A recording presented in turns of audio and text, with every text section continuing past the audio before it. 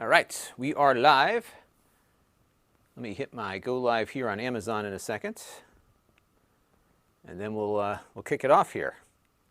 Yeah, it turns out I own all of the most of the drives that are on sale today. I have, so I thought, why not do a quick live stream about all these different choices you have and what they might mean. So.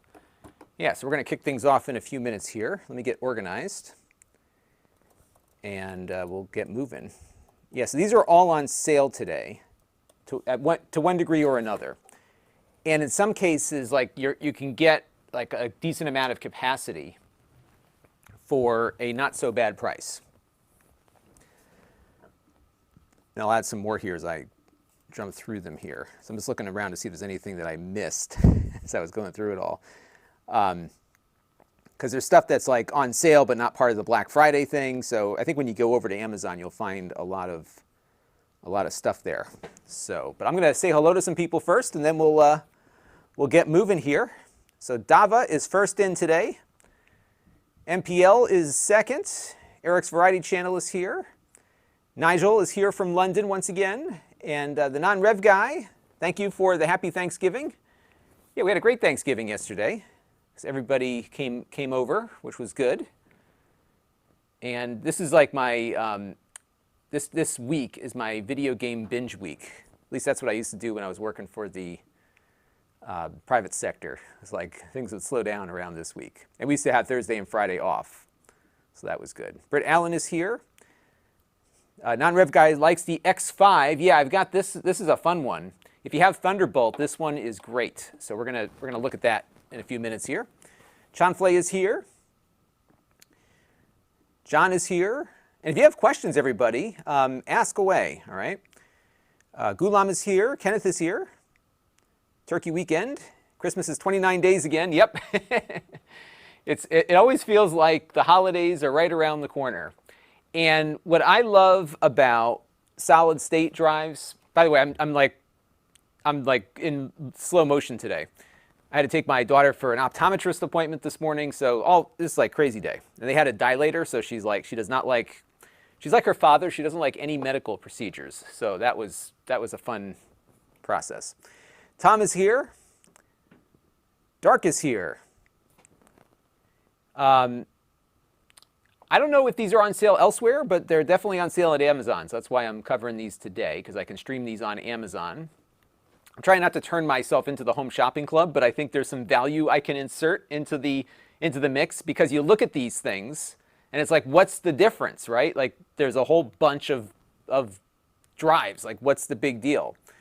So we will step through it. And maybe the quickest answer, or the quickest question from Britt here, is the cheapest one. And I guess cheap is in the eye of the beholder. But let me go and look at, I'm actually going to pull this up on my screen here. And we'll take a look and see what the cheapest is.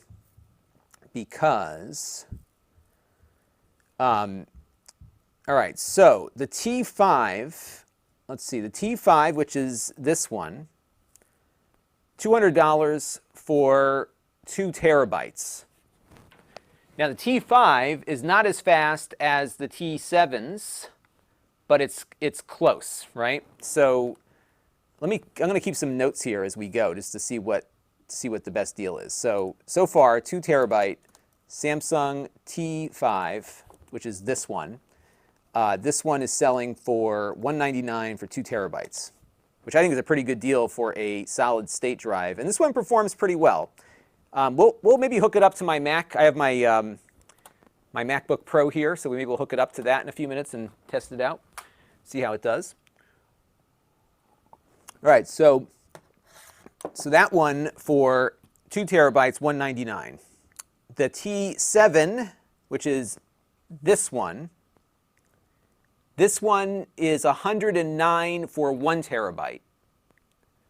So, you know, you could buy 2 of these with better performance or go with the one big one, right? All right, so that's that one. Now, this one is $150 at 500 gigabytes, but this is the fastest of the bunch here. So that one is super fast. And then let's see what else we got here. So the T7, which is these two, 150. I'm sorry, this one was 109. This one with the fingerprint reader is 150 because this has a fingerprint reader that will work on iPads. So you can encrypt without having to load software, which is important for the iPad. So you got that. This one looks like the best price so far. So the Crucial drive, again, not a stellar performer comparatively, but it's good enough for most applications. Like it's not as fast as this or these two or these, but it performs fairly well. It's a good drive. And it's Crucial, which is like, you know, Micron is the memory maker. They're very reputable. So 189 for 2 terabytes, and that's a good performer. Now I think, all right, so let's move on to the next one. The next one, price-wise, is this one, 1 terabyte, the WD My Passport, 119. And this one performs as good as the Sandisk ones that cost more. It's the same guts, it doesn't have the fancy build quality. So that's that. And hey, wait a minute, where's my other one here? Oh, okay, here's the, yeah, so this one is going to be the lowest cost across the board. So this one, 1 terabyte, $80, super cheap. 2 terabytes, $169. So this is the least expensive for a 2 terabyte drive, $169 solid state. This one is not fast, but for backup, you know, if you're running it as like a time machine drive or something, it's I think pretty well suited for that. And I'm going to give you another little tip here, because people often get confused about cabling. You're going to see me, as we're playing around with these drives, I'm going to be plugging it in with my Thunderbolt cable. Even if it's a USB drive, it'll work with the Thunderbolt cable. The neat thing about Thunderbolt 3 cables, they're super expensive, but they support everything that USB-C supports. Power delivery up to 100 watts, I believe, DisplayPort out, data, everything, you know, the full speed USB and the Thunderbolt. If you plug it into a USB equipped computer, it works like a USB-C cable that supports everything. So one of the nice things about the Thunderbolt cables is they're all certified. They cost a lot more, so that's the only disadvantage to them. But that's it. So if you're looking for capacity, this is the way to go. 169, 2 terabytes, not fast, but fast enough. And there you go. So let's answer some questions here. And by the way, if you're on the Amazon chat, I mean, I'll leave a note in my Amazon chat here. Ask me a question if you have one. There we go. That's from me. I lost my train of thought. Let me go pull up some comments here. Bizfo is here. Eric has been using an SSK branded. Oh yeah, that was the other thing I was going to mention. So I don't have one of the Black Friday enclosures, but you can, with good performance, roll your own if you want by buying an NVMe SSD and an enclosure. So there's a bunch of them on Amazon, a few on sale today. They all roughly perform about the same. Dark Bionic is here. Okay, thanks. This was educational, which is great. And Thomas says, it's Christmas music time again, looking for a Gen 4 drive for my friend's PS5. Got any deals? You know, I didn't look around to see if there were any on the Gen 4 drives, but take a look on my link. That'll bring you in to the Black Friday deals. Frank Cromer is here. Hello there. Good to see you. Billy Boy wants to know what's good for Plex. You know what's good for Plex? This one. Because you're not streaming like super fast bit rates. So, you know, if you want the capacity in an SSD, this is the way to go. That said, you can buy like a cheap spinning drive, you know, with more capacity for less money. So probably for like 80 bucks, you could probably find a 4 terabyte drive. But if you're looking for an SSD, this one will be more than adequate. You'll see, I'll run some speed tests on them so you can get a feel for their throughput in a minute. Here's a good question from Remy. Do the metal SSDs hold their speed better? I would say potentially. It depends on how they've configured them. I did not see any performance degradation on this one, which is mostly, actually the top part is aluminum. So it does dissipate. So this doesn't look like aluminum, but it is on the top, not on the bottom. So they all have some kind of metal to some degree or another. The exception actually is this one. So this does have like a magnesium cover on the top. But this one I found throttles a lot. Even when it's throttling, though, it's pretty fast. You'll see that in a minute. This is the Thunderbolt one. And it has like an automotive paint job. It's like a Porsche. I think Porsche designed it or something. Like Porsche or Ferrari. I can't remember who. Maybe it was Ferrari because it's red. This is the X5. And we'll play around with that in a minute. Britt wants to know, do I like the Crucial P2? I don't think have I tried the Crucial P2. I have the X8 and the X6. Let me see what that Crucial P2 looks like. Oh, that's the internal one. Yeah, you know, I have never had a problem with Crucial. And the reason is that they make the chips themselves. Sandisk does also. So my go-tos have been like Sandisk and Crucial typically, because they're pretty good. For me, I like to spend a little more and get the better warranty. You know, typically, a lot of these drives, actually, all the ones I have out on the table here, have a pretty extensive warranty. And that's what Eric said here, too. It's like reliability and ruggedness. Yeah, reliability is really important. And I've never gone wrong with Sandisk. I have in 20-something years of buying Sandisk, I've had one bad card. Everything else has been perfect and works forever. I have a 48 megabyte, actually it's in that computer right now, the Apple back there. I have a 48 megabyte compact flash card that I bought in 1998 and it still works. Just to give you an idea as to how good my experience has been with Sandisk. Charles wants to know, where can I get a 2 terabyte? Go to Amazon. The link that I've got on there, all this stuff is right front and center. And this is the lowest cost 2 terabyte right now. Not the fastest, but the least expensive. So if you don't need performance, and it's going to perform better than a spinning drive will, but it's going to not perform as well as one of these other ones that's more geared for performance. 16 terabyte WD elements are really cheap. Yeah, so for a spinning drive, you can certainly do better than an SSD. I consider, by the way, when you're thinking about like holiday gifts for a nerd like me, these are the best things to give. This is like the computer hardware equivalent of a gift card because nobody ever has enough storage. I certainly don't. And I edit video on all this stuff.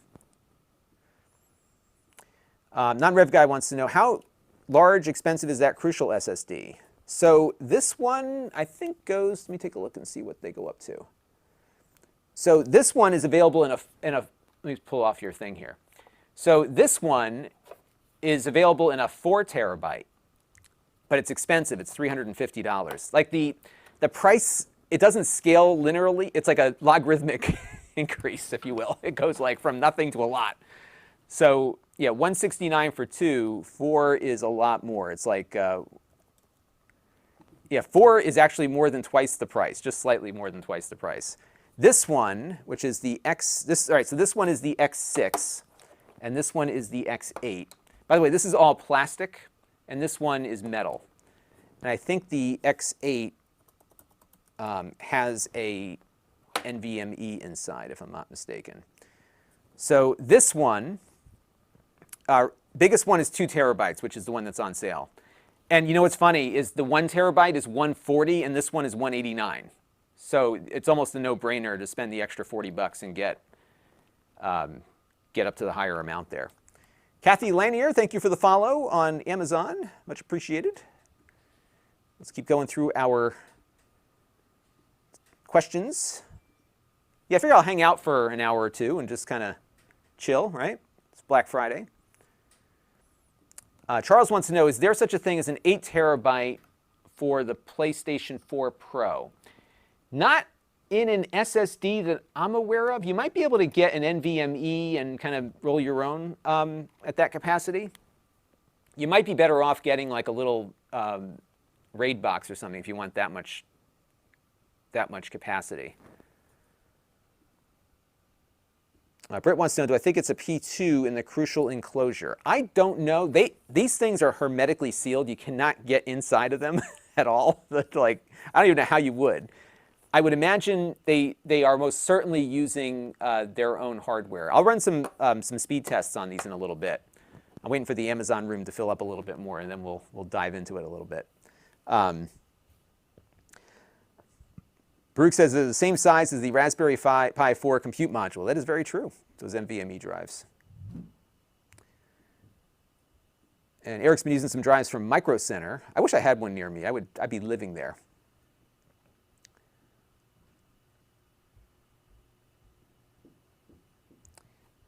And Sam is here. Hello there. Any good deals on NAS drives? I haven't looked. Typically Black Friday doesn't, because it's such a consumer-driven thing. Let me look and see what they have for NAS drives. Let's see if there's anything. All right, so Seagate Iron Wolves are on sale today. And the Western Digital Reds are on sale. So if you go into the Amazon link on screen and just search around, one of the things you can do, here I'll pull up Amazon on my other machine here. One of the things you can do on Amazon today, here's a little tip for you, is if you go, let me pull this up here.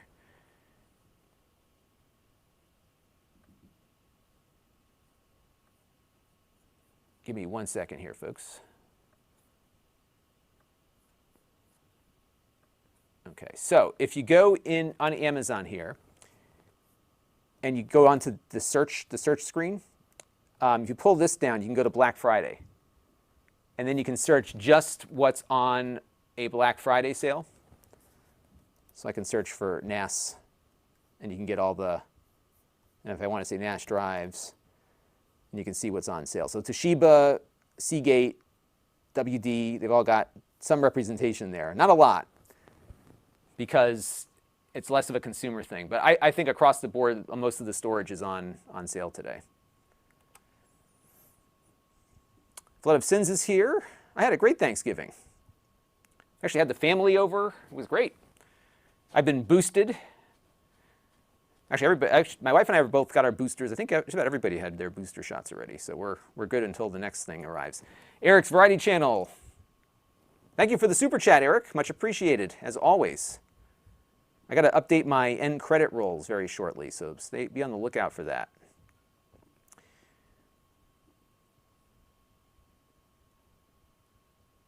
And let's see, Sam was asking, got a smartwatch. So Sam got a smartwatch today.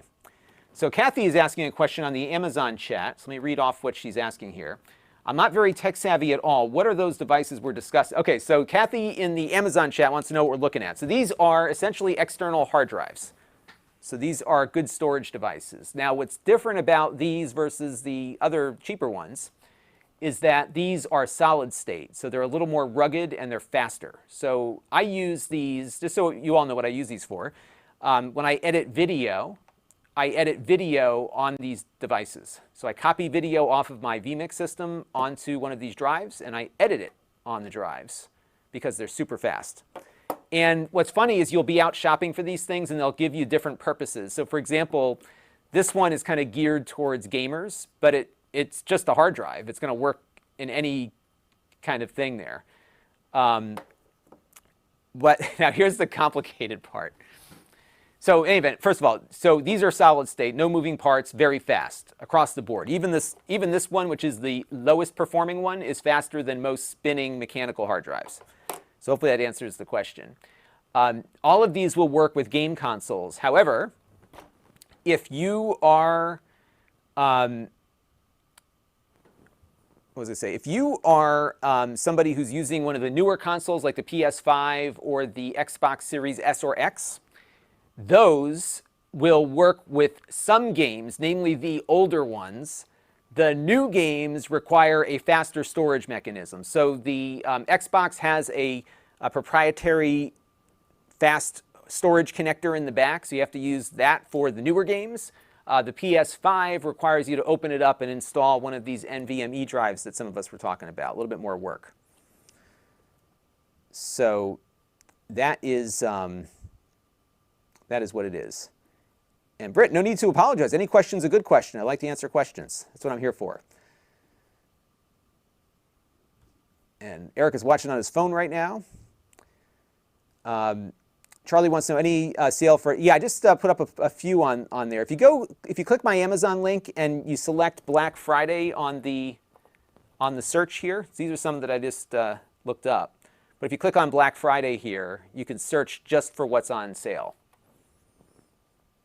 And definitely shop around, because sometimes, we're in a weird moment right now because some prices are more than they usually are to begin with. So there you go. Anthony says, Happy Thanksgiving. Thank you. Happy Thanksgiving to you. Hope you had a good one. Frank is wondering about rolling my own. Could you boot Linux from an external M2? Yes. So if your computer supports booting from an external drive, you can load an operating system on any one of these. In fact, when I test Linux on my laptops that I review, we usually boot it off of an external USB SSD. And Oscar's got a tip here. If you grab an easy store, you can shuck the WD red drives out of it. Yeah, drive shucking is a thing, isn't it? Marson wants to know, would these work as adoptable storage with the Shield? Yes, they all will. And I guess it's a matter of what you're planning on doing with it. For the most part, because the Shield is Android, I don't think you need a terribly fast one. So like one of the Crucials would probably be just fine, because it's going to work over USB 3 at 5 gigabits max. So check that out. Check those out and see. I think these will work well. The Samsung T5, which is the older model, this would also be a good choice. That would work well. Armando Flores, what's the best external for a PS5? So you probably want to get the fastest one you can get. And you could go with the WD Black, which is expensive, but it's well built. It's nice metal. It's got some good heat dissipation. I think if you were looking for the PS5, now remember the caveat on the PS5 is that the newer games, the PS5-centric games, are not going to work on any one of these because they require the NVMe to be installed and running. So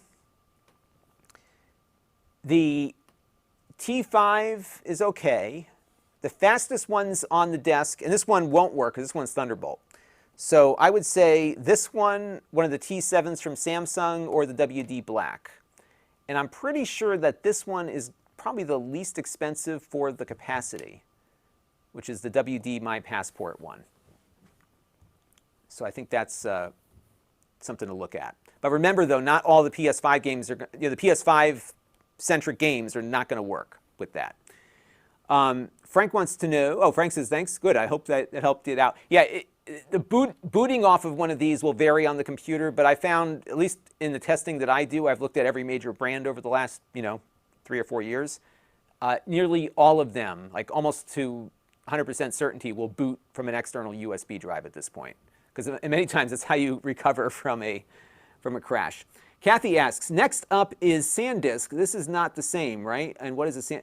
Okay, so Sandisk makes these, but you're probably thinking about like one of these, which is their, the memory cards. You got the little. So Kathy's wondering about Sandisk and what's the difference. So Sandisk makes SD cards, but Sandisk also makes SSDs. I got another one right here. So it's just a branding thing.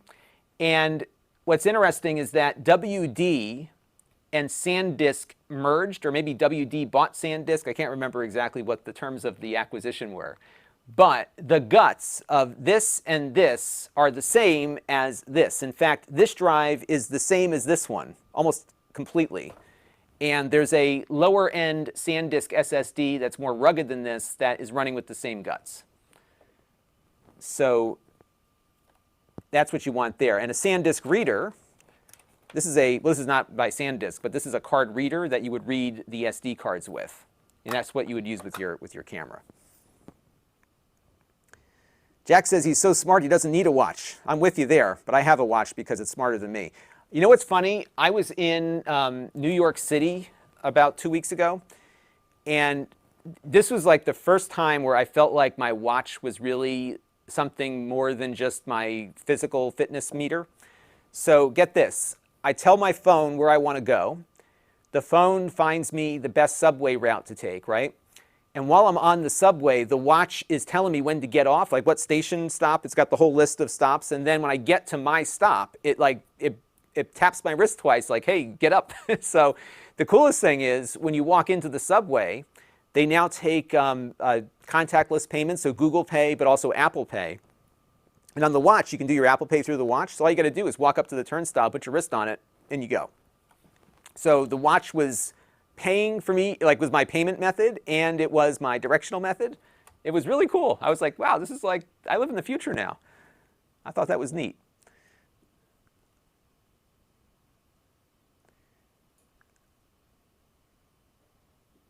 So Dave is wondering, why not copy to an internal hard drive and edit from there?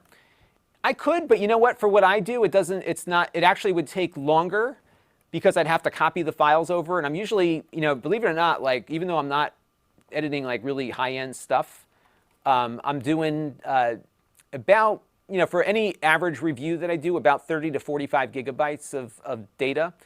And my system here will export ProRes 422, which is my editing format. And so the drive, I just plug it in and start editing. That's what's so awesome about it. And the speed differential is not substantial. You'll see in a minute when we start testing these things out. This one is like almost as fast as internal. It's crazy fast.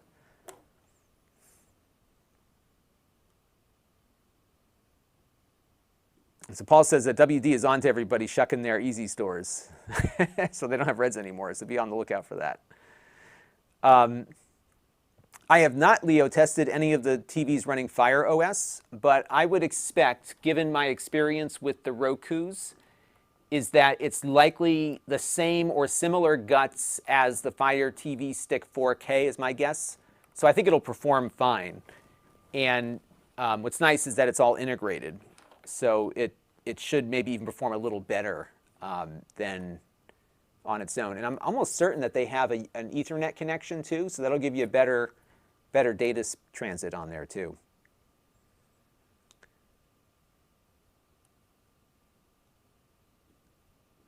Jolt Dude wants to know, do I back up my content to a NAS? Sort of. So I know a lot of, it was funny, I was at Retro World Expo in Hartford the other day, and I was connecting with a lot of my fellow creators in the retro gaming space. So I met up with Metal Jesus Rocks and the guys from My Life in Gaming. And they all, they have a very good reason for doing this. They store almost all of their raw footage because a lot of their raw footage involves video game capture. So if they reference a game down the road, they don't have to go and play it again. They can pull from their library. So they are all using extensive amounts of NAS storage. I don't. What I do is when I finish editing the video, I take the master copy that I upload to YouTube, I take that and I archive that along with the thumbnail, the description, and all the other stuff that goes, all the metadata. And that's what I do. But I do store that on my NAS. And then, so I have a 5-bay NAS that I use. It's one that I got from the company that makes the fireproof ones. So it's in like this fireproof thing to begin with. And I configured it so I can have a 2-drive failure and still be up. So I have time to swap the drives out if need be. So I've got a good amount of redundancy on board. And what I'm also doing is I am backing up all of those YouTube videos. I've probably got maybe close to 2 terabytes of them now. All of those archived YouTube videos I send up to Amazon Glacier, which is really inexpensive cloud storage. So I've got that, and then I keep a local backup that fires off every night. So I've got I think a lot of redundancy. I've got one offsite backup. I've got an external drive hooked up to the NAS in case something happens to the NAS. The one thing I'm not doing, which I probably should do, is maybe rotate that external storage. So bring it to my mother's house or something and then swap them out every couple of days, but I'm not doing that.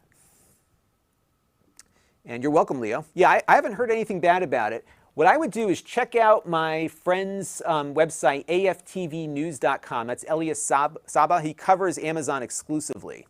So I would definitely check his site out. He's got some good insights into that stuff.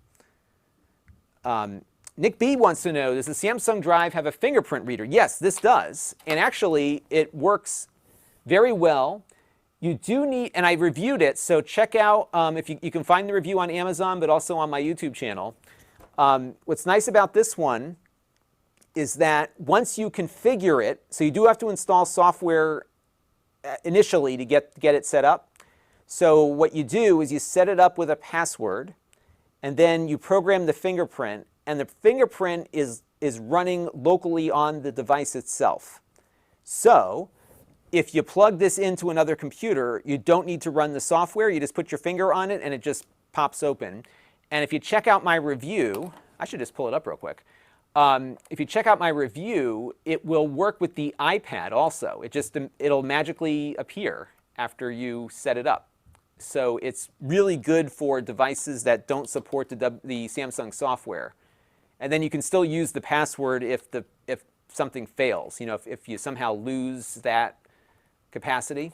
So I'm going to dive actually into my archive here. Let's see if I can find it here. Samsung, let's see, Samsung T7 Touch. Yeah, so let's copy this over real quick and I'll show it to you. It actually works really well. So I'm just going to add the video to my B-roll here, and I'll show it to you how it works.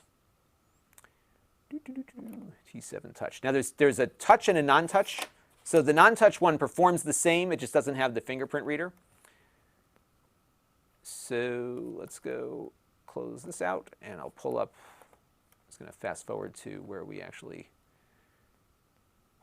demo that. Okay, so here's a good example of how it works. So this is the iPad, and when I touch my finger on it, this is when I was still using the TriCaster. So watch this. If I tap the finger, it reads the fingerprint, and boom. You see how it just switched over? So you don't have to install software, and on the iPad, it just works, which is great. And it's encrypted, so you know, like if somebody were to come across it, they're not going to get in that easily. So that is how the fingerprint sensor works. It's really good. I was actually surprised by how good it is. Now I don't know how secure in the sense, because like sometimes these fingerprint readers like have a certain degree of accuracy, so I'm not sure exactly how good it is because it's running just on this device and it's not some fancy Apple thing like you have on the iPhone. But you know, it worked for me, and my kids couldn't get into it. Heaven Way, thank you very much for the Thanksgiving wishes. I appreciate that. Had a great Thanksgiving. And my buddy Red Techie from around the corner. We still gotta do our Starlink thing. So I will be in touch about that because I think it'll be kind of fun to do a follow-up with you on that.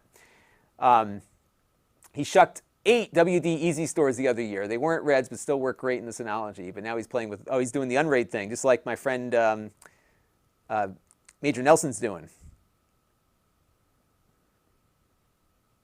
And this is another thing that I want to dive into is the off-site syncing, because that's one thing that my Life and Gaming guys need to do, because they're actually on different parts of the country, and they want to sync up all their stuff. So what I had suggested to them was they have 2 Synologies. They kind of treat it like that physics phenomenon, you know, where the 2 particles pair up, and they you know, so like you put the 2 things together on the same network, get everything synced up, so you transfer a bulk of the data, and then after that, just the new things transfer over. But I need to set that. I need to learn how to do that a little bit. I haven't played around with that.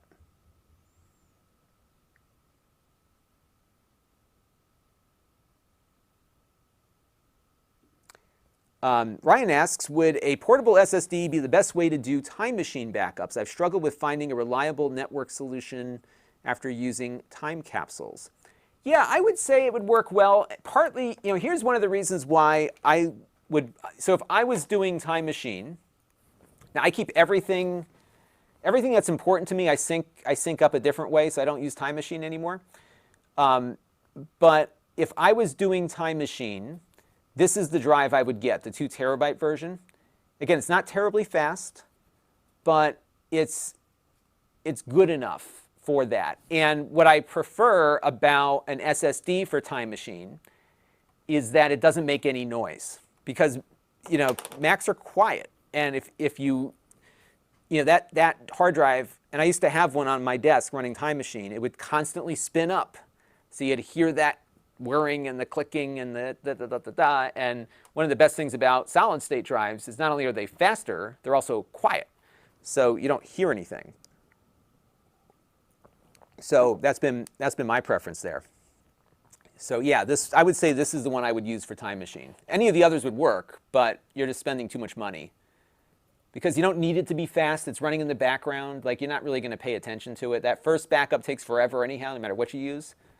So yeah, I would go with this one, which is the X6 from Crucial, at least right now, based on the sales.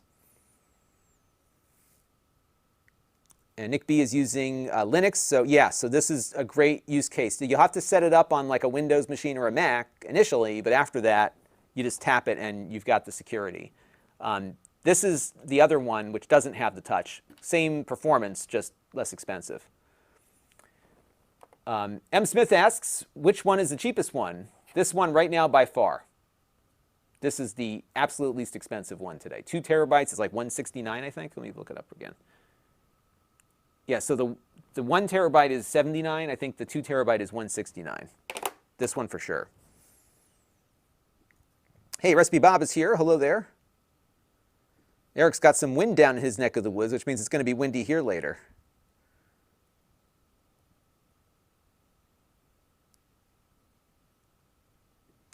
Yes, so here's another thing.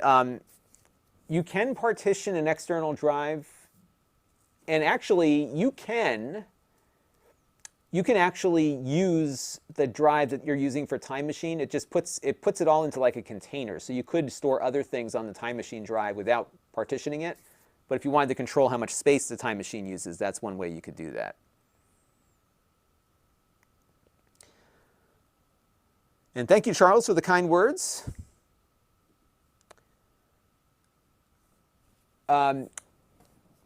Yeah, so I don't know.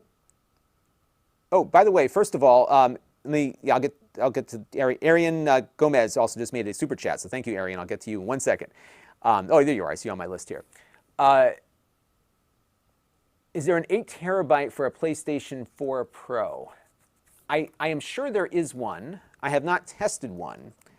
For a PS4 Pro, you're probably going to do well with you could do a spinning drive. Let me look up. Yeah, so the WD Black, oh, they only go to 5 terabytes. Let's see, 8 terabyte external drive. You can always roll your own too. Yeah, Seagate makes these big old desktop drives. And here's one.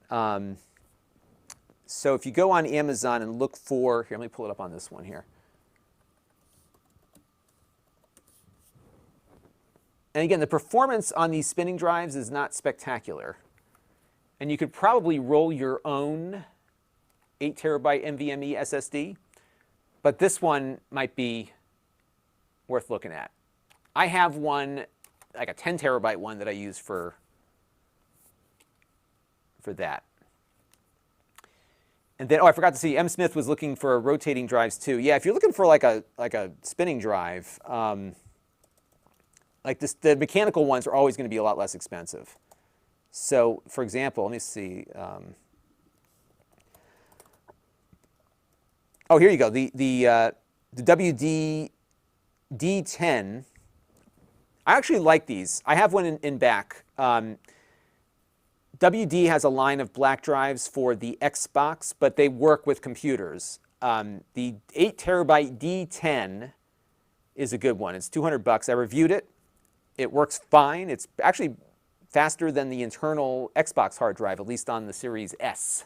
I'm sorry, the Xbox One S, not the Series S. But that one might be worth looking at. Let me get to the super chat here from Arian. Just bought a T7 external 1 terabyte for $109. Yeah, I think that's a good deal. Yeah, I'm trying to remember what it cost when I first reviewed it. Let me take a look. I can actually tell you exactly what it cost when I reviewed it. Let's take a look, because I have my cheat sheets that I keep for every review that I do. So the Samsung T7, yeah, so last year, the 1 terabyte drive was $229 for the fingerprint one. So the non-fingerprint, I think, was around $200 or so. So those have come down in price quite a bit, even with all the shortages and stuff. That's actually a pretty good price. So that's not bad.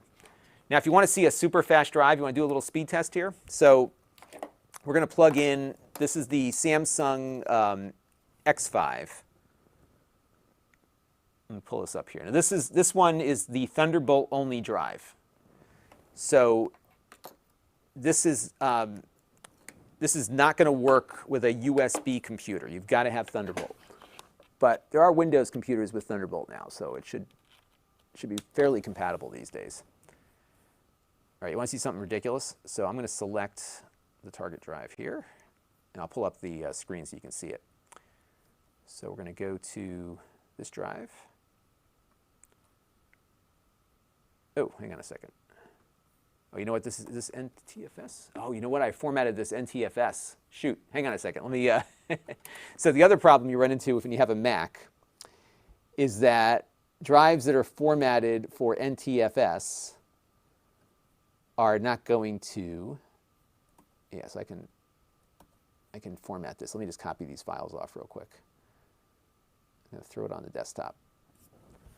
But here's a good example, actually. We're copying 9 gigabytes. It just went like that. You saw how quickly that was? It was just like, boom, done. All right, so let me reformat the drive real quick here because I got my recordings saved. I have a couple of recordings from, let's see what's on here. Oh, these are not finalized. Okay, yeah, I'll fix those. All right, no big deal. I got some work I got to do on the files, but I can do that later. Okay, so let's erase this. And we're going to call this Samsung X5. Okay.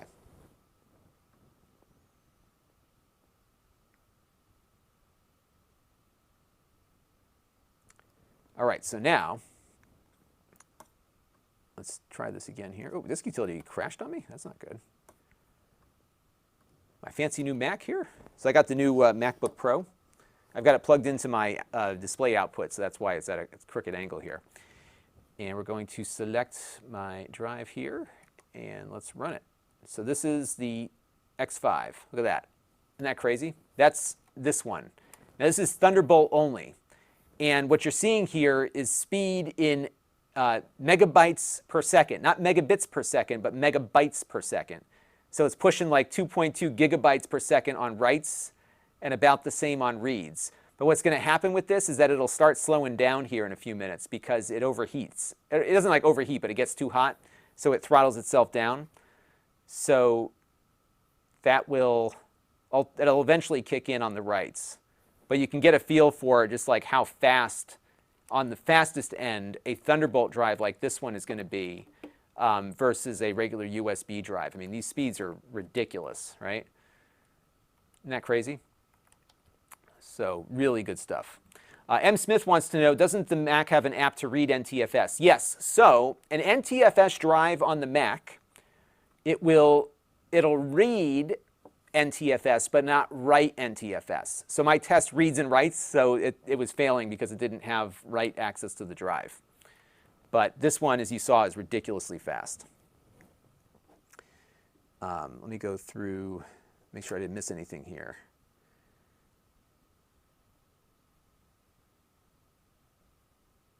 4Droid is looking for a 4 terabyte internal SSD for laptops. I would check on Amazon, click through the link and search.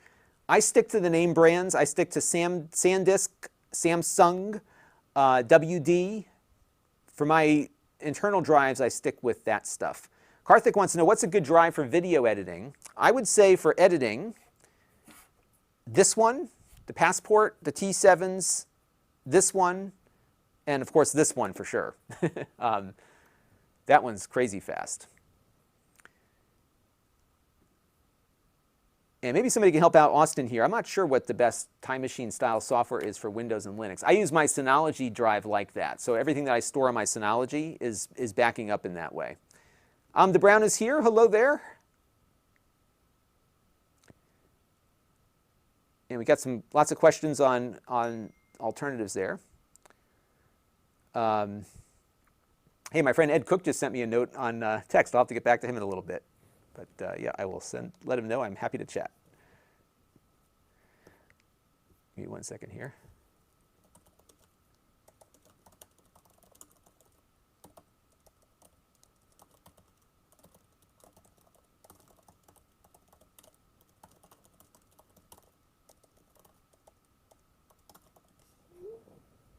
All right, so let's take a look here. What else we got? The 8 terabyte SSDs are still prohibitively expensive, for sure.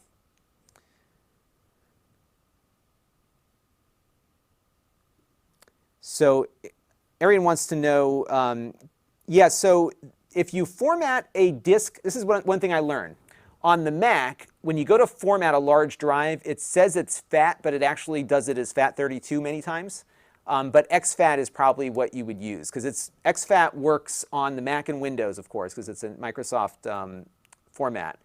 One thing, though, exFAT doesn't always work on Android devices. Some support it, some don't. So, for example, Google doesn't support exFAT. Adam has a 870. Wow, he's got an 8 terabyte NVMe on his PS5. That's a big drive. Super expensive. But you know what? If it makes it faster and makes all your games available, that's definitely worth looking at. And Sam likes exFAT over FAT30. Yeah, I would go with exFAT unless you've got something that just doesn't work with it. And Ariane appreciates the information. Glad I could be of assistance.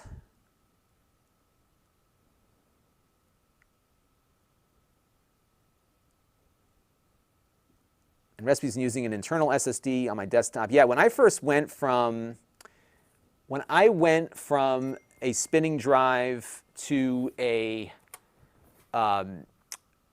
solid state drive, my first one was probably with my MacBook Pro. I had a 17-inch MacBook Pro.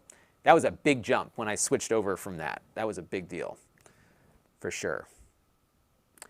And Red Techie recommends Synology Active Backup for Windows. So that will work on Windows, but back up to the Synology device over the network. That's a good way to go. Lots of good suggestions here, by the way. I was using one called ARC, A-R-C, on Windows. That one was pretty good. It was backing up to Amazon. Something gaming. Have I tried gaming from any of these drives? Yes, I have gamed from this one. This one works fine. And because this one has similar guts to this one, that'll work great. Honestly, like, all of these will be fine because of what your computer is capable of transferring via the USB port. Now, if you have a Thunderbolt computer, this one is going to be as fast as the drive you likely have installed in your computer, if not faster.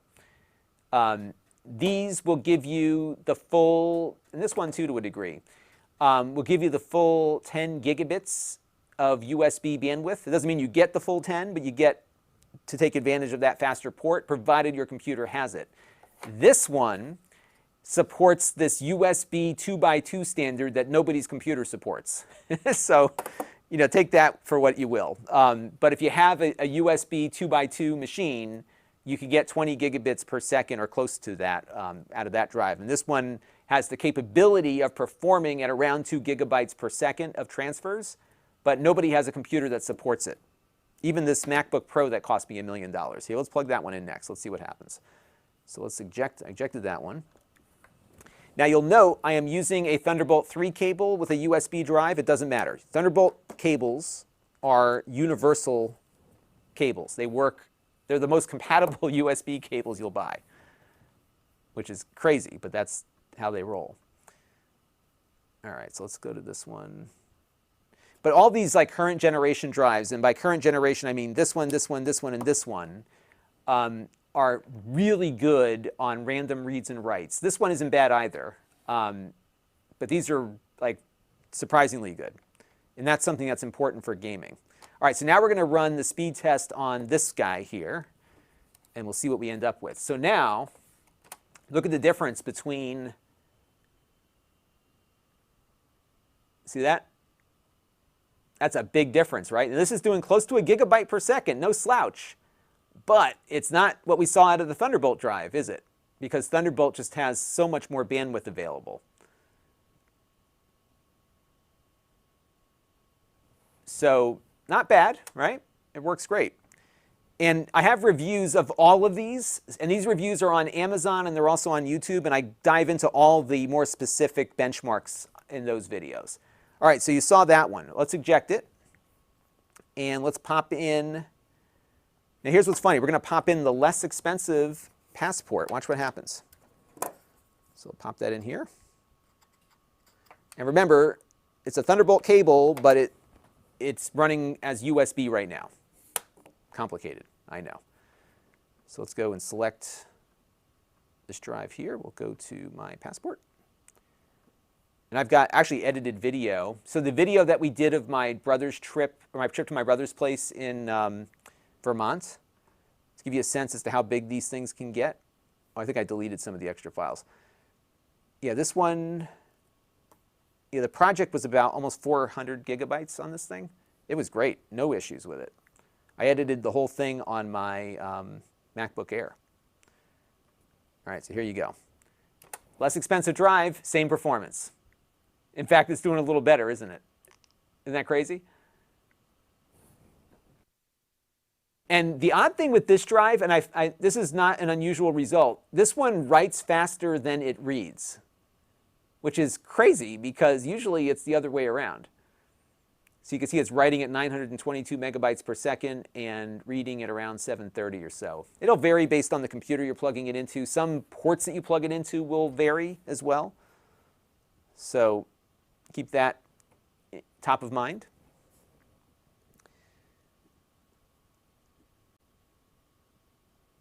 And let's keep going here. Ask a question if you have one. So let's go over to some more questions here.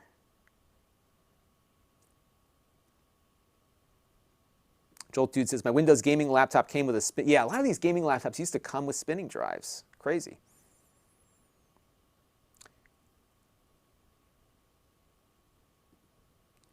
John Helmers, thanks for stopping in. We'll see you next time.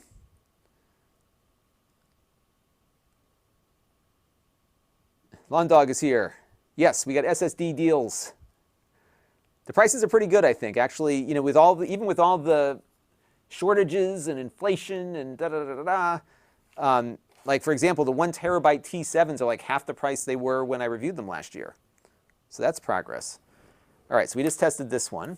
So now let's do, I want to show you the Crucial X6 here, because this one is not going to be as fast, but it's the least expensive. And this is always the trade-off. It's like capacity or performance, pick one. Or if you want both, prepare to pay handily for it, like we saw with the crazy Thunderbolt one here. All right, so now we've got the Crucial plugged in. And I'm just going to select it from my list of drives here, Crucial X6. And I was using this drive. Oh, see, now, you know what's, all right, so now this is something that happens from time to time. See how low the performance is here? Sometimes, yeah, there it goes. Sometimes it does that. But you can see this one is about 1/3 of the performance we saw out of the other ones. And that's why it costs less. So you don't buy the X6 for its performance. You buy it because you want a lot of solid state capacity. And still, even, you know, let's round up and say it's 400 megabytes per second in both directions for throughput. This is fine. You know, like if you're backing up data, if you are, you know, even just running basic applications and stuff, booting an operating system maybe, this is still faster than what you'll see with a spinning mechanical drive for the most part. Those generally will get into the 200 megabytes per second territory these days. So, you know, I consider this the solid state alternative to mechanical. A little better performance, not a lot better, but a little better. And you've got the solid state reliability.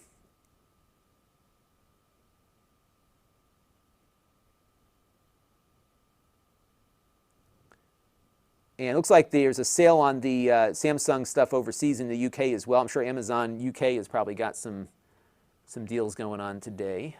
Although I don't know how I don't know how Black Friday works in other countries, but deals are deals. All right, so now we're going to try the other Crucial drive. This is the X8, and this one will be a little faster, as you'll see. So let me get my Mac going here. And bear with me for 1 second here, folks. Just want to turn on my, there we go. Okay, so now we're going to go ahead and point this at my X8, and we'll start it off. So this one is twice as fast as this one, but it's not as fast as what you'll see out of the Samsung T7s or the other NVMe-based drives we tested. Not bad, though. And again, both of these cost less than the other ones you just saw. And if you go and check out my reviews, you'll see, it'll get into the weeds on some of the other testing that we did. M. Smith on the Amazon chat wants to know, does Crucial support USB 2? Yes, all of these drives, because they're USB, with the okay, so the only one that doesn't is this one, which is Thunderbolt. These all will work with USB 2, just with lower performance, comparatively. And you can see now this one's throttling a little bit. Sometimes it's due to the cache on the drive, the write cache. So it'll drop off a little bit. I think we covered that in the review. So again, not the best performers, the Crucials, but they're the most affordable. And for backups, this would be fine for one of the prior generation game consoles, or even the current generation if you are running prior gen games. It's still going to be a lot faster than a spinning drive will be. So this one, light duty gaming, some light video editing, that sort of thing. This one, capacity for backup, probably it's best suited for that. All right, let's take a look at the Samsung X5. I haven't looked at this drive in a long time. Let's see, this is the 500 gigabyte one. And these are available still. You can still get these. And this one has got, got a good amount of space left on it. Okay, so let's go and run the test. And this one, the X5, is going to come in probably around where this one does. Maybe a little less than that, because this is the prior generation Samsung X5.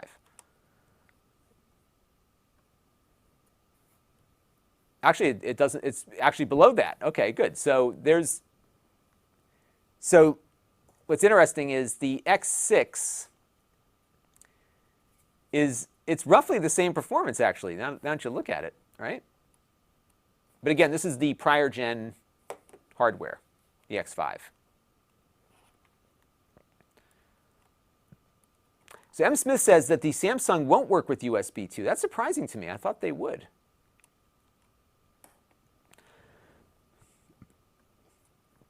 So that is the prior generation Samsung. And now we'll hook up the current gen. I'm just going to use this one just because I know this one isn't going to have a password on it or something. So, and by the way, the fingerprint and the encryption on any of these doesn't impact performance because it's just kind of encrypting access, and then after that it's available. So I don't think it's actively decrypting things. All right, so let's go and do the T7. And this looks a little bit off to me. There it goes. Now it's cooking. Yeah. Sometimes when you first plug them in, it's like doing a little self-check there. And these should do a little better than what you're seeing on screen here. So I would check out my review of the T7 just to get a better result. Sometimes when these drives haven't been used for a while, there's like a little, yeah, there it goes. Now it's starting to go a little faster. Because these will get close to the gigabyte per second range. This again is the T7. But I found sometimes when you first plug them in after a while, or the drive's starting to fill up, it will do some maintenance in the background. It might be moving blocks around or looking to get things out of areas of the drive that might be failing. They usually provide more physical capacity than what you're able to use, so they can swap out bad cells and stuff on there. So that's part of why you sometimes will see a little performance disparity there. But not bad. These, again, I think I tested these a little faster than what you just saw, but still pretty darn good. So that is the performance tests here. And so what we've got is the T7s. So I'll organize these things in the performance category. So these are the performance drives here. And I would actually put this one in that as well. So you got your high performers here. And then you've got your more affordable drive, least performance, the slowest one, but still no slouch. And then I would put this one kind of in the middle. So you get decent performance with this one, very affordable. And that's where like Crucial's kind of position themselves, is they want to be a little more affordable than the performance drivers. And then, of course, we got the Thunderbolt here that just kills it. So it is good stuff.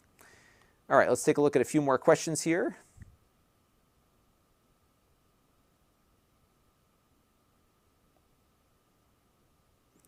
So Sam had a client that didn't believe there was anything faster than a USB 2 drive. That must have been a big jolt, for sure. And speaking of jolts, Jolt Dude says that the X6 has got an interesting size and form factor. Yeah, it is pretty cool. It's plastic, but it's relatively small. There was a bunch.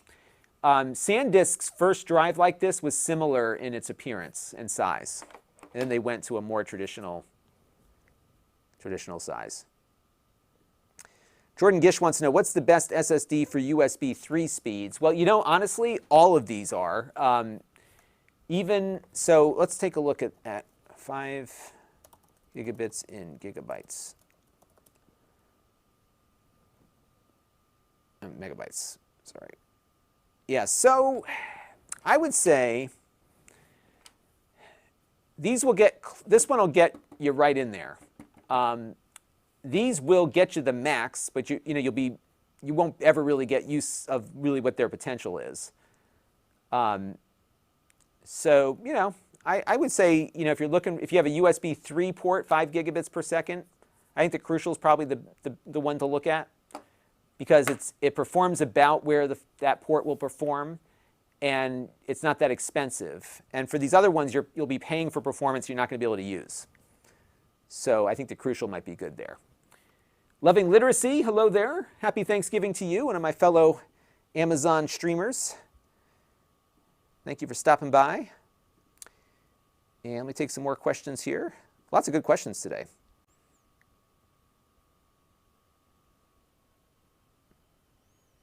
And Londog, of course, is right on. These things are very complicated inside, so there's a lot going on with these things.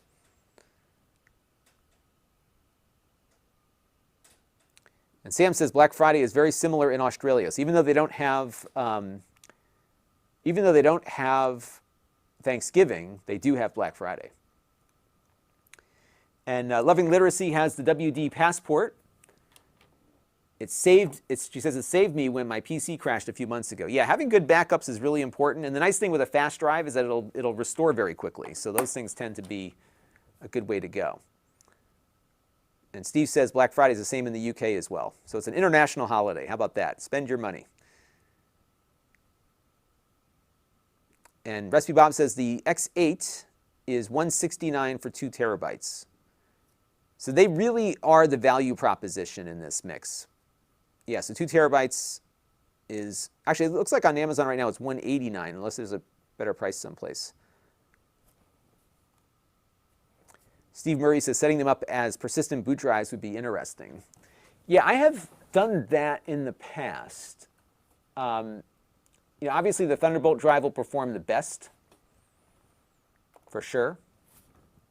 But some of the other ones. Oh, I forgot I had a SanDisk card on that list, didn't I? Yeah, so here's another little good deal that just got pointed out to me. I have one.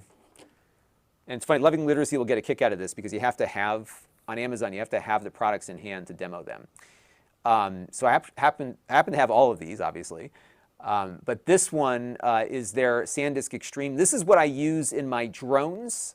I have a DJI drone. So I use this in the drone. It goes up in the air. And it also works really nicely in my GoPro. And it's 128 gigs, 20 bucks. And I think they've got a 1 terabyte card today that is like 160 bucks for a 1 terabyte micro SD card. Isn't that crazy? You can fit a terabyte on one of these things. Crazy.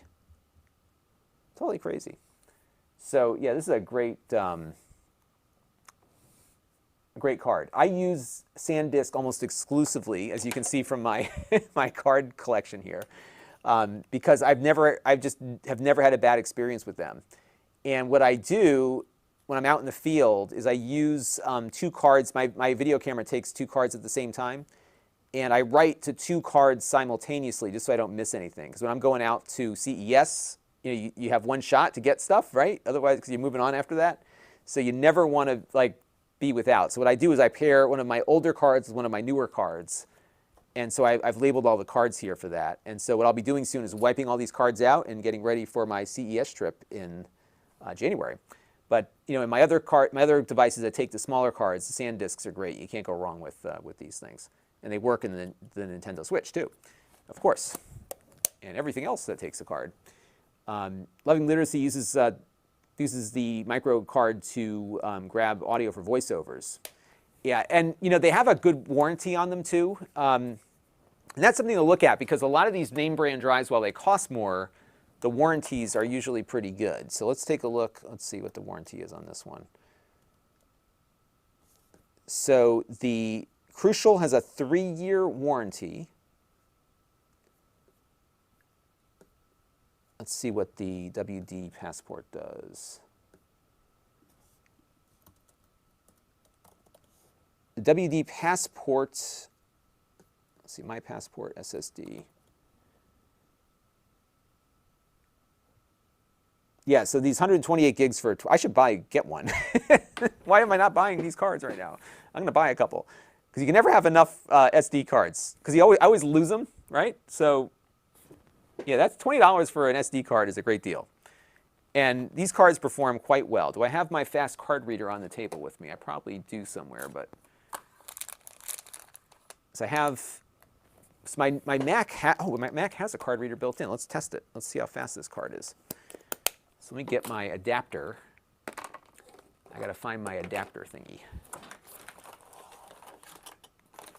My desk, what you see on screen looks relatively organized. The rest of this place is a disaster right now. So we're going to test the speed of this card as soon as I can find my adapter. So what you can get for these, here, bear with me, folks. I'm going to go get my adapter. But $20 for 128 gigs is a good deal. And these are great. You can put them in your Switch. Like the Extreme cards are good for anything, really. I use them for everything. Now, of course, I also just cleaned up my desk that I sit at here. And there it is.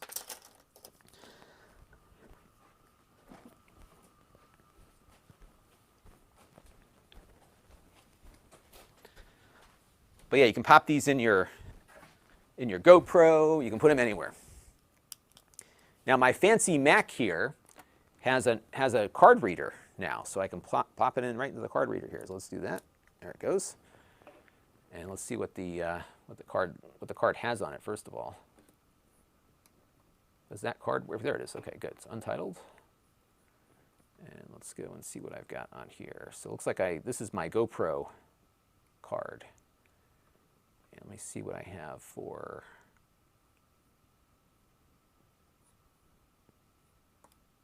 capacity left on this thing. It's like 120 gigs of it. Okay, good. So let's do a quick test of that. So we're going to do a speed test. Now this is of the SD card. And hang on.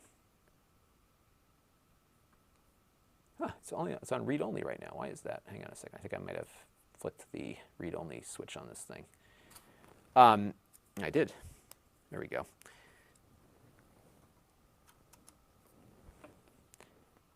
Now, of note, with your SD cards, is there's a little, you'll see it on these cards when you look at them. I'm going to show you the bigger card just because they're more visible on the camera here. The number that's the most important number, because everyone says like, oh, we can do 170 megabytes per second. The marketing is nuts on these things. The V number, there's a V number on these cards. That's what you want to look for on the newer ones. So for example, the card that we have in the laptop right now, the one that's on sale, that one is rated at V30. And what that means is that, and this is like a self, so the V number is like the self certification, if you will.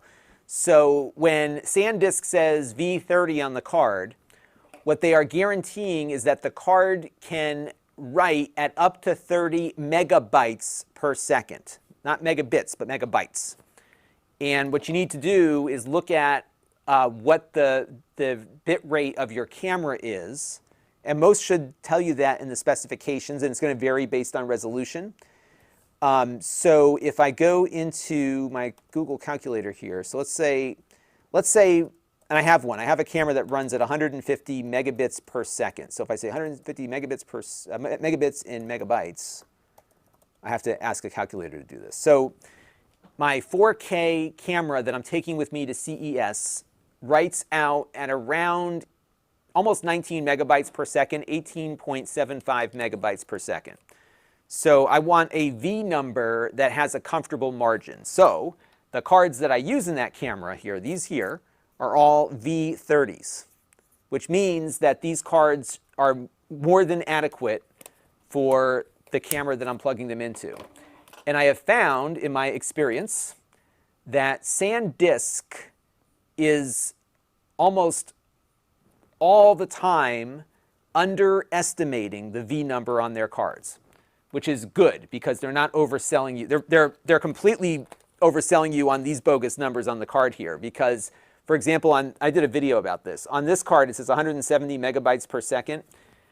I ran a speed test, and when you add the read and the write together, you get 170 or close to it. Total BS. The V number is what you want to look for, all right?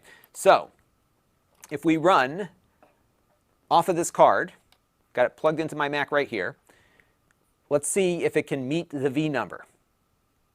And look at that. See what I mean? So it's writing out at almost 70, 80 megabytes per second, just about. And it's going to read a lot faster. Watch this.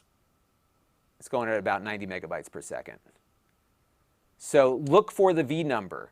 Just know, though, that this is not a certification process, which means that this is the manufacturer basically stating what the V number is. No one is checking on that except us reviewers. But remember, this is a V30 card. Let me pop it out and you'll see. This is a V30 card, and the performance we're getting is what you see on screen. And of interest is that I have found that generationally, the cards get quicker over time. So you'll see better performance. But this has a lot of comfortable margin. Remember, my camcorder only needs about 18, 19 megabytes per second, and this will write probably over, it's doing about 80 right now, but over a sustained period, and maybe it goes down a little bit from heat or whatever, but pretty good. So hard to see, but the V number on this is 30, which is more than adequate. Loving literacy. Oh, let me take M. Smith here first. If the camera had internal memory, it'll work for, yes. It depends on the camera, but yeah, generally, if it's a slow card, for stills, it's fine. It might limit, though, I'll give you a great story about this. It might limit how quickly it can write out the photos. So on my SLR camera, I got a Nikon, it shoots in RAW format, and those files, even on a camera that's almost 8 years old, it pumps out like a 40 megabyte file for every photo. So that takes a while to write, and it has an internal buffer, and then it writes out to the card from there. So sometimes that buffer is going to get filled if you're really banging out shots, and you might not be able to clear the buffer enough to keep going, right? And to give you an example of this, about 10 years ago when I was when I went down to Florida for the last space shuttle launches, we would set up cameras, and they still do this now down there for the other launches.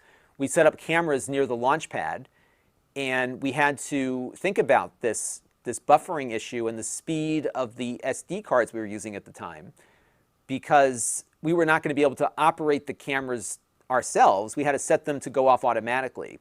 So what we did with our Nikon cameras was they had a couple different speeds they could run at. So at full speed, it would do like, it could run at 7 frames or shots per second, which means it could shoot 7 pictures in 1 second. However, if it started going off and then it hit the end of its buffer, it's not going to keep running at that level.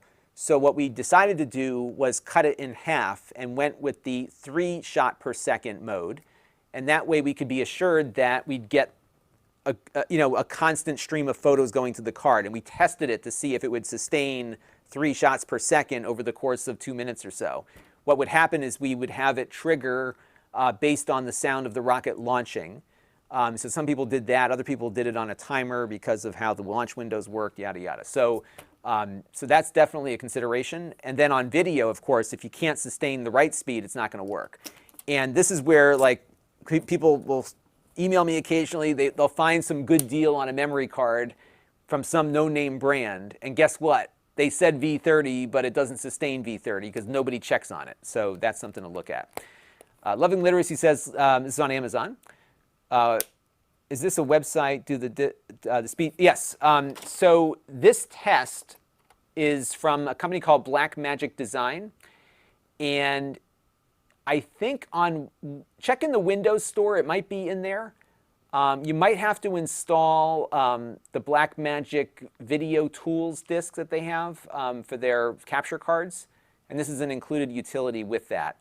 And this is a test that's designed for the kinds of things that you do with an SD card. It is sustained reads and writes. It is not going to test random reads and writes, which are going to be more important for gamers and for people running operating systems and that sort of thing. So there's a test called Crystal Disk Mark that's on the Windows side that does all of those kinds of tests. So be on the lookout for that. All right. Me Pro is here. Hello there. Yeah, we're just wrapping up in a few minutes. I got to go check in on the family upstairs and take the dog out before it gets too dark out here. Jordan Gish, you're welcome. MePro wants to know my thought on the I'm actually impressed with these My Passports. They perform much better than I thought. I have the 1 terabyte, so I'm assuming the 2 terabyte performs about the same. But the performance on this is pretty much on par with what I saw out of the Sandisk drives, which are more pro-driven. So there you go.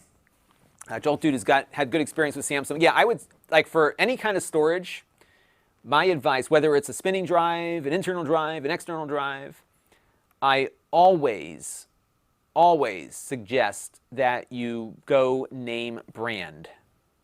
Because I just, you know, like, do you want to risk it? Especially if your livelihood depends on reliable storage like mine does.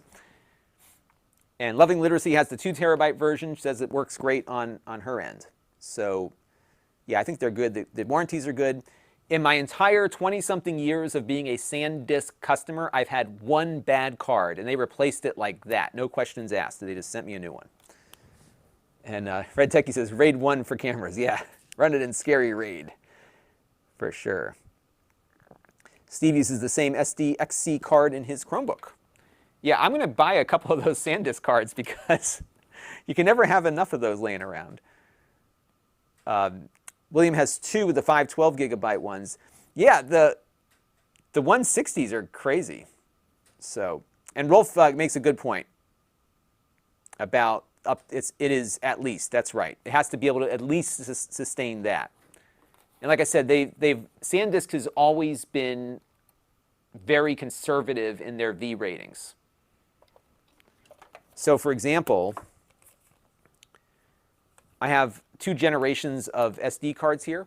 So this one is the older generation. It says 95 megabytes per second. Don't even look at that. But both are V30 cards, but the write speeds of these new ones are faster.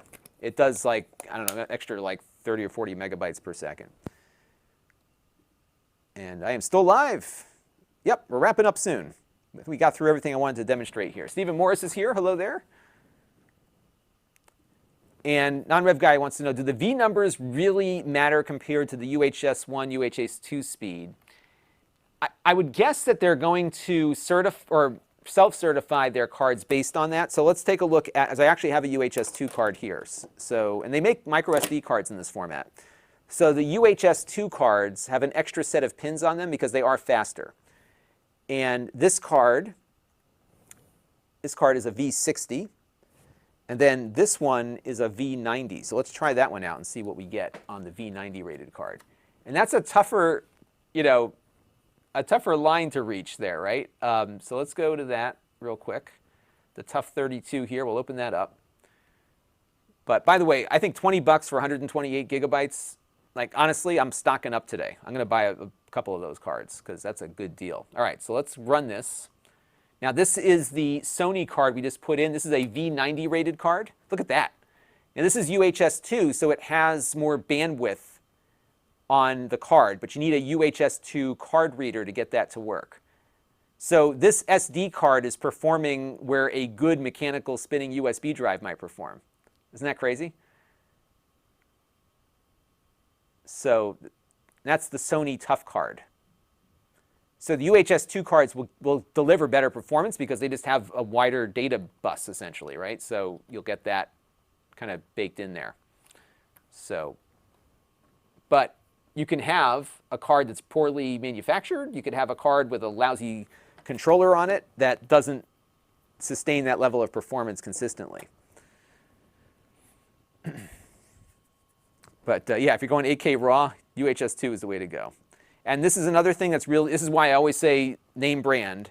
And be really careful when you're buying. You want to look for ships and sold from Amazon, in my opinion, on these SD cards in particular.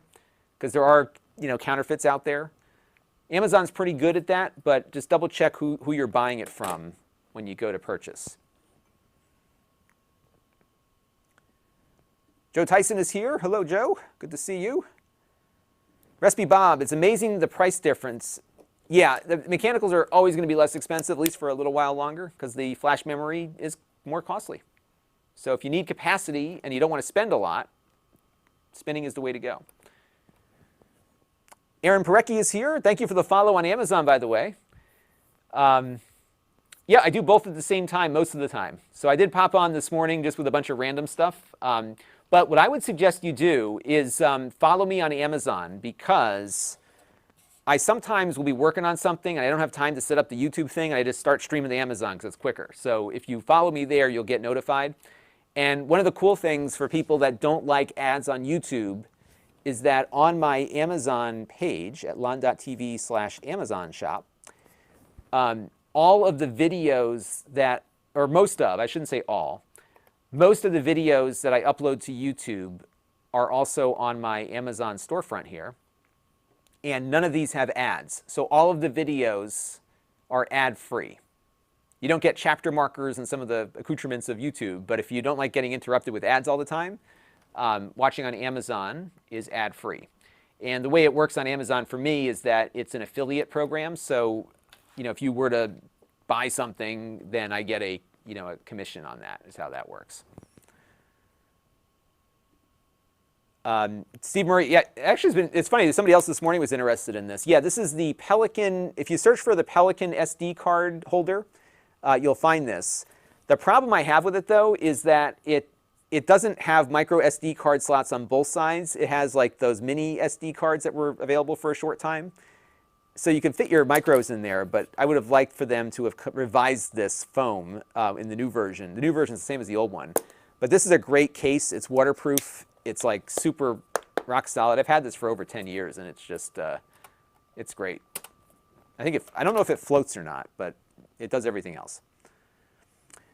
Here's a good question from Derek about an NVMe enclosure. I would say, you know what, if you're not uncomfortable rolling your own, go for it. I actually use one somewhere. I don't know where I put it. Oh, here it is. So I use one of these things where I put in my own SSD, and it does have its little heat thing on it right now. But this one's Thunderbolt and USB. It's an Acasis. And there's a bunch on sale today, too. So you can buy the NVMe, slide it in, and you get essentially what you see on the table here. And I've built a lot of my own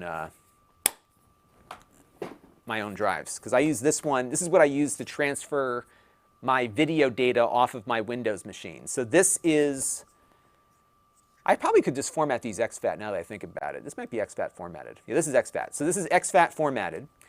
And then when I'm done recording videos on my vMix system, I plug it into my computer over there.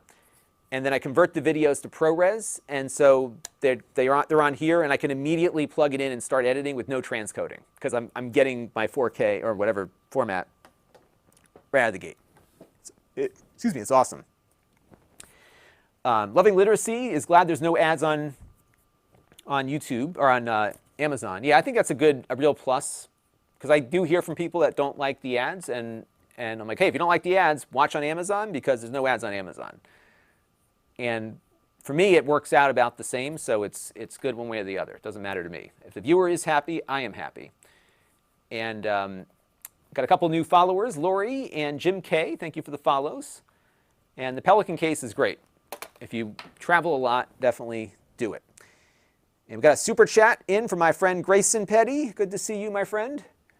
He has an NVMe drive, boot drive, and virtual machines in his home server, and one SATA SSD drive as a boot drive for his desktop. Yeah, SATA SSDs are still a thing, and they're for sale, and on sale today still, so you can get one of those too. Yeah, I use, they don't make this anymore, unfortunately, but this is one of my favorite things. This is called a stock plop.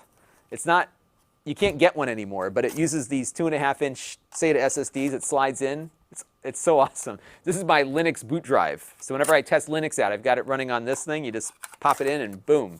And you can get similar ones, but not as cool as this one. This has been like my go-to. I've got 2 of those.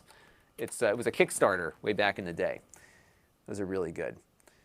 PS wants to know, why is there no Sandisk Extreme drive? The only reason why is that they're not on sale today. But I have one right. Where did I put it? Yeah, so the Sandisk Extremes, at least as far as I can see, the SSDs are not in the sale category today. So I have the older one. This is the older Sandisk Extreme, but I do have one. This is a little workhorse also. I use this one as a Steam game drive now for testing games and stuff when Jake is not able to do that.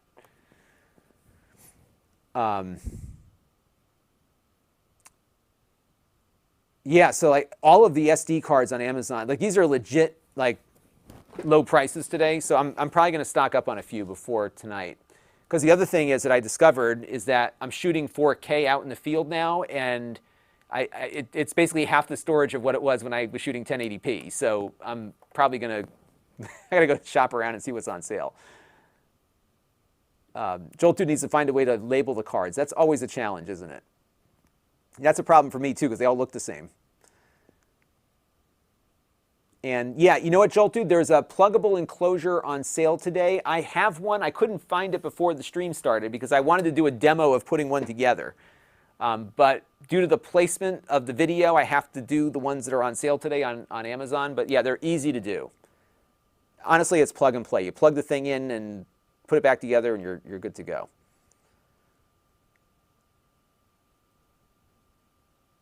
And Grayson is all internal. Yeah, my gaming machine upstairs is all internal. Here's a good question from Joseph Sakata. What is special about the WD Black? Well, it is marketed to gamers. This is a gamer line that they have. This is a little faster than this one, depending on your computer's configuration. So, and this is actually the same guts as the Sandisk Extreme Pro, which just came out recently. So the big deal with this one is that if your computer, and few have this, but if your computer has a USB-C 3.2 2x2 2x2 port, this will take advantage of that faster throughput. So theoretically, this one can get into the 20 gigabit-ish territory, provided your computer has a 2x2 port. If it doesn't, you won't see any significant performance difference over the over the Sandisk Extreme SSD or the Passport here, believe it or not. So yeah, it's not in most cases going to give you that much of a performance bump. But it looks cool. It's probably a little bit more rugged. You know, it does have a stronger build, but honestly, like if I was out shopping and both were available, I would say the Passport for most people is going to be just fine.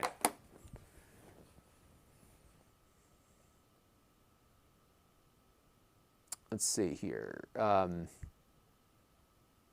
Yes, I'm talking about YouTube Premium. YouTube Premium is the best. I'm a YouTube Premium subscriber. I love YouTube Premium. No ads at all there either. And it makes it feel faster too. It's much better, for sure. And YouTube Premium, by the way, not to go off topic. First of all, A.G. Parsons, thank you for the follow on Amazon. Not to go off topic, but YouTube Premium is actually really good for creators because they compensate us by the minute. So if you are a YouTube Premium watcher, it logs all the minutes that Premium watchers watch and assign it to the channels that you watched over the course of the month, and we get compensated based on your viewership. which is really cool. Let's see here.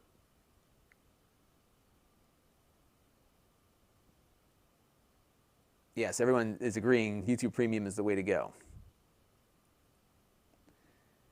So this is a question that I don't have the answer to.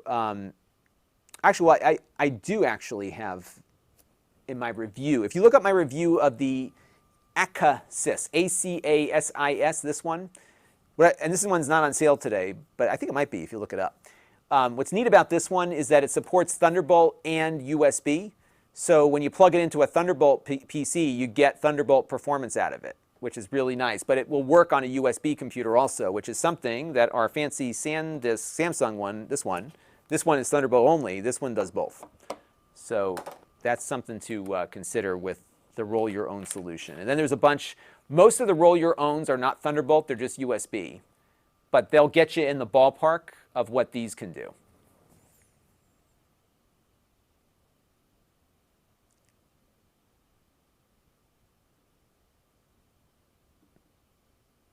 So the original Gel wants to know, I use Brave or Opera browsers which have built-in ad blockers. Yeah, so if you don't watch ads, we don't get the revenue. I do think that it does track the YouTube Premium viewership. But what I would do if you're on YouTube and you're concerned about that and you are a premium subscriber, I would turn off the ad blocker because you're not going to see the ads anyhow. But we only get paid for advertising that viewers actually watch. So if you don't watch the ad, we don't get credited for that. And Grayson makes a good point about how, right, because if I do a sponsored Plex post, you're still going to see it. You just won't see an ad not from Plex built into it. But yeah, you've got to do a mix of everything. And for me, I found a lot of success here on Amazon. Amazon's been really good because I was able to find a revenue path that was comparable and very competitive with YouTube, which meant I didn't have to go out searching for additional sponsors to keep the economic growth going here. So I've been very happy on Amazon. Gull Wall Street is here, or Gut Wall Street. We are having a good day today. I got some turkey soup in the slow cooker right now, as a matter of fact. Heath wants to know if somebody hits the skip button. Yeah, so if somebody skips the ad, it does not credit us. So on YouTube, if it's an unskippable ad or an ad that runs for less than 30 seconds, then we're credited for that. But if you skip the ad, it doesn't credit us. So it's only when you watch a skippable ad for 30 seconds or more that you get the credit there. That's how that works. So good stuff. So yeah, so there's some good deals. I'm going to start shopping for some SD cards here. All right, here's a question from Lori, who says, I am so lost. I'm in the 60 plus category and have a Nikon 3200, a Samsung tablet, an iPhone 11, both Mac and PC computers, 2 iPads ad nauseum. I'm a military-trained film photographer, and my Nikon bought on Amazon. Can you give me a place to start learning what needs? I think you got another part to your question there, so I'll wait for you to finish typing that out. So I'm guessing you want to find a way to make all of it work together, is what it sounds like. And I know a lot of professional photographers really like Adobe Lightroom. Believe it or not, I use Apple Photos for everything because it syncs up. And so because you have, what card? Okay. So for the camera, on the Nikon camera, I would look at any of the Sandisk SD cards. If you're shooting video, you want to go with the Extreme cards here, the Extreme Pros. But your run-of-the-mill Sandisk Extreme SD card should be fine, or a Samsung SD card, or a Sony SD card. Generally, for cameras, you've got some flexibility. As far as storage goes, I'll tell you what I do. And everyone can make their own decisions as to how they want to do things, but here's what works for me on the photo side. Because I shoot photos on my Nikon. I have a Nikon D600 that I bought right before my daughter was born. So I shoot RAW on the Nikon. I shoot RAW onto my SanDisk Extreme whatever cards. And then I have been, over the last 2 or 3 years, taking that SD card and putting it into my Mac and transferring the raw files, the ones that I want to keep, over to Apple Photos, and then I go in and edit them. There's a lot of really good plugins, and you can attach it to photo editing software. And what I like about Apple Photos is that it automatically syncs it to my iCloud account. And I'm doing a $10 per month iCloud family share thing where we have 2 terabytes of online storage for the whole family. So if I take a picture with my Nikon and I copy it over to my computer, the computer is dynamically managing the storage. So if it doesn't fill up my hard drive with raw photos, in other words. So it'll offload that raw file into the iCloud. I've got a 2 terabyte limit. Some photographers, that's not enough, and that's where you go into Lightroom and getting really crazy with stuff. But for me, I copy that file over to the Mac. It syncs up everywhere. I can pull out my iPad and edit that file from Apple Photos with a pen, like doing really precise kind of work with it, and it automatically syncs across everything. Like they've really got the sync down quite well. And for me, it's great because I work off of, I got my 2 Macs right in front of me right now. I've got 2 Macs, an iPad, an iPhone, and I just like the fact that whatever I do on one is going to show up everywhere, and the space is managed and stored mostly off-site. And then I take a lot of pictures on my iPhone, obviously, because it's got a great camera. So all the photos I take on my phone, all the videos that I take on my phone, it's all in one place. I can organize it. If I'm on a plane or in the car or something and I'm not driving, and I can go in and edit or even add metadata to the photos, it just syncs across everything. So for me, I think the iCloud solution, and it sounds like this might work for you because you are mostly an Apple household. And then on the non-Apple device that you have, the Windows computer, you can access the iPhoto library over the web. It's not as extensive as the Mac and the iPad apps are, but it's close. So I'm really happy with it. It's working well for me. I'm not taking as much of my Nikon as I used to, but I'm taking a ton of photos with the phone because the phone's always available there.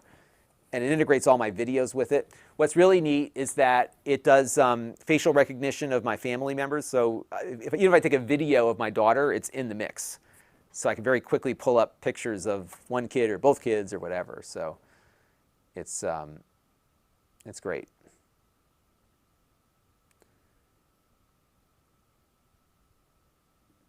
Jinx wants to know if I ever reviewed the Monument Labs storage device. I haven't. What is that? Let me know what works there, what that is. Joe has a parabolic dish for his Canon G50. What is the best lab mic for the dish? I have no idea on that one, unless you're looking for a lavalier mic maybe? I like the Sennheiser mics. I'm very happy with my Sennheiser stuff.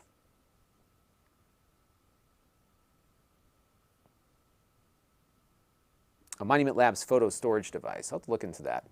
So you know what happens with me is that I find something that works and I'm done. You know what I mean?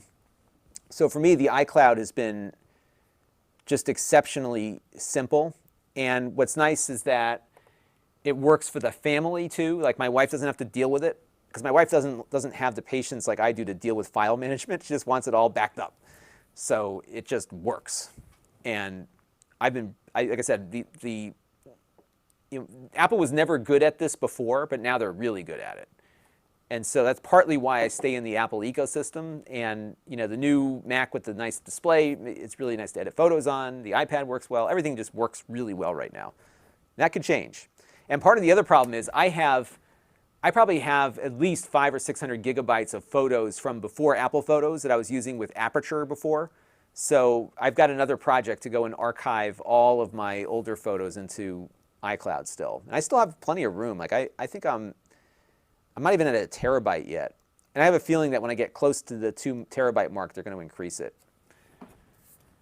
Lori says, I'm now just switching to Apple despite being a diehard Android person. I just want to produce a book of photos. You made it all. Yeah, so give it a shot as far as Apple. Because you know what it is? If you don't like managing it and you just want it to work, Apple's done a really good job of making it work. And the fact that it supports that it supports RAW, especially out of Nikon. For me, that was great. Because I could never get my head around Lightroom. And I think Lightroom works if you're like doing a lot of, like if you're a wedding photographer with a ton of archival stuff, I think it works well for that purpose. But for me, as an amateur photographer, it doesn't do it professionally. It's been good. Joe, yeah, I don't think there's going to be any Mr. boards on sale, unfortunately. So that won't work. But as far as SD cards for the Mr., any of the Sandisks will be fine. I have a Sandisk in mine right now, as a matter of fact. But I have connected to my Mr. By the way, if you're, Mr. is the FPGA game console. But if you want to connect up, like let's say you wanted to have a huge library of CD-based games, I think this drive would pair very nicely with a Mr., the X6. Because you don't need that much performance. It's only running over USB 2. So this one would be fine with the Mr., the X6. And this is 2 terabytes. It's like, I don't know, it's like less than 150, 160 bucks. What is the price on this one? I got to look it up. The X6 is, yeah, I think it's like 160 with 2 terabytes. $80 for 1 terabyte. 1 terabyte might be enough. So this is the one I would use with my Mr. if I needed to.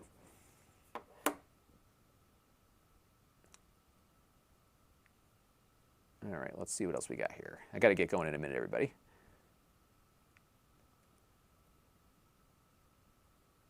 So Derek likes the Mac OS, but not iOS or iPad OS. I don't use the iPad as much as I thought I would, especially the iPad Pro. My iPad mini, the new one, I love because it's got all of the Pro features in a form factor that's much more portable for me. So that's been working out really nicely. Lori says, weddings never again. Yeah. I shot a wedding for a family member. That's the only time I would ever do one, is that. Even animals are easier. You're probably right about that. You're probably right about that. I had a really good wedding photographer. I was very lucky to get a good one. So I didn't realize this, but Amazon has their own SD cards, which I did not know. I wouldn't be surprised if it's a private label that Sandisk might be doing, or Samsung.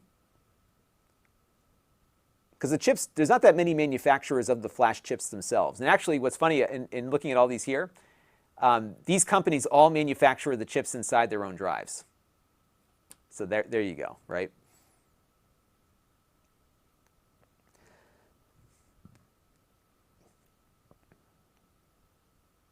Yeah, so Jolt Dude, I would say, for anyone watching, I think this is a good pairing with the Mr., the X6. You get a 1 terabyte for 80 bucks, put all your CD images on there. Definitely go with that one.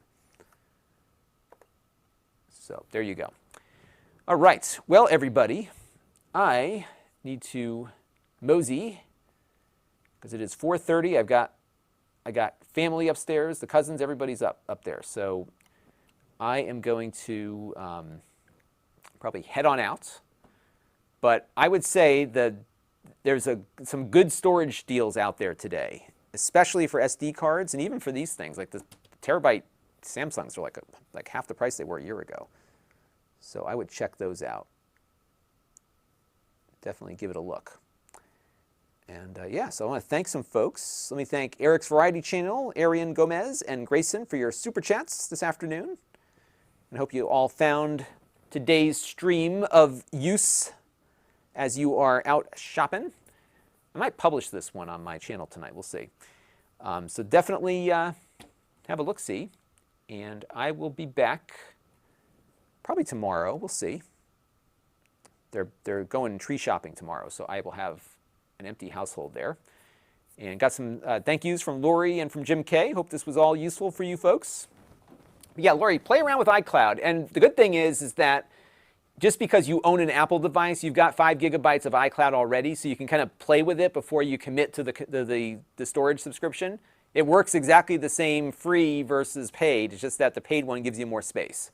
So I would play around with it. There's an app that I use on the Mac called Pixelmator for photo editing. It is Pixelmator Pro, I believe, is the version I use. It's one purchase. It is really good. I would say for most people, it's probably a perfect Photoshop equivalent. And it plugs into Apple Photos, so there's all sorts of good stuff. So definitely have a look at Pixelmator on the Mac. It's good stuff. You know, I don't know if my brother's having a maple syrup sale today, but you might want to check Rugged Ridge Forest and see what he's got going on there. He's coming into town tomorrow, or Sunday. I'm going to see him. So,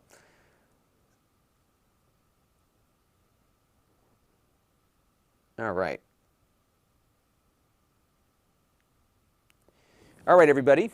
I will catch you all very soon, and thank you all for tuning in, and enjoy your afternoons. And have a great day after Thanksgiving. I'll talk to you all soon. Turkey soup for me. See you in a little bit. Bye-bye.